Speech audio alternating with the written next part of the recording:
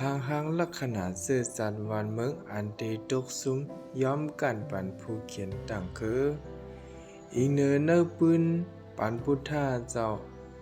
เมื่อเมืองเวสลีตีซุ้มกันปันเมืองราชกะหะราชจุหนึ่ง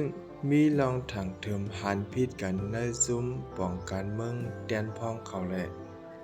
อำพร้อมเข้าห่มปังกลุ่มกันไล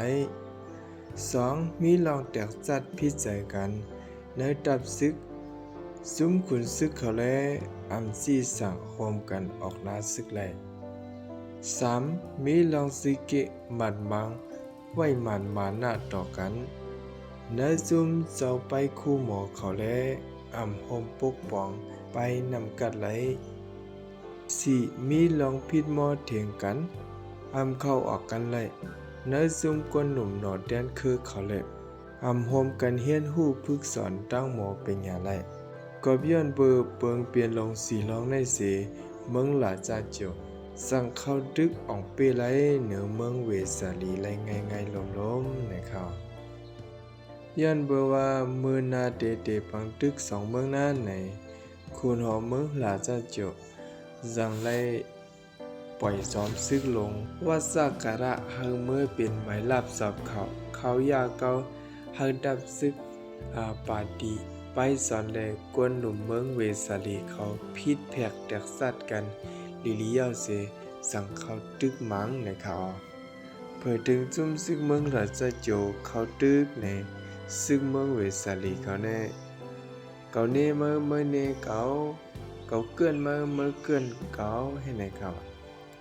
เมื่อต่อก็ต่อเมื่อไหนก็มีย้อนเบอร์ลองตั้งซึ่งหนังไหนลองตั้งอีส่วนเปิ่นปิงหยางยันเบอร์แลเนี่ยเขาพอเลยซุ่มกวนป้างกว่าต่อหน้าต่อตาย้อนหนังนี้เผยลูกพื้นเกียดเกวันเมืองเขานั้นขายาวอันไหนเงาหักศักดิ์เสมันเป็นสังขารเนี่ยเป็นย้อนเข้ามีตั้งหูตั้งหันเป็นหยางยันล้ำขึ้นไหลไปหูไปหันเปิ่นเป็นย้อนเฮาอยู่เปิ่นไงเป็นย้อนเบอร์ว่าเฮาไหลเจอ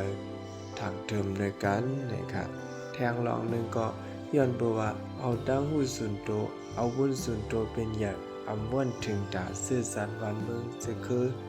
กว่าเย้าเนี่ยมันเป็นเสื่องหนังในเขาพอมาได้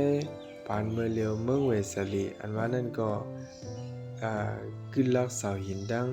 หมักอุดเก่าคือเป็นปืนหางสะตาเฮาฮาไหลเฮียนหูไว้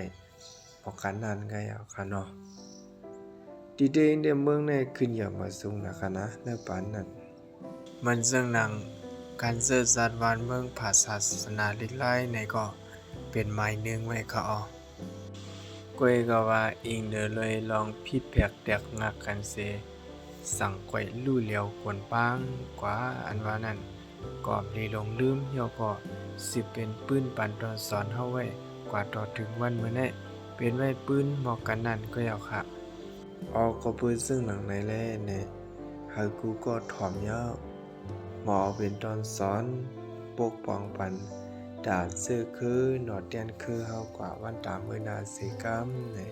ซ้ำสางก็กวนหนึ่งก็ในดินมีปูนพรปอเมอยู่ไว้นั่นเนอลูกล่างเฮาเนี่ยก็เบอร์ซึ่งหนังไหนแลเนี่ยใครให้สอนปันลูกล่างเฮานั่น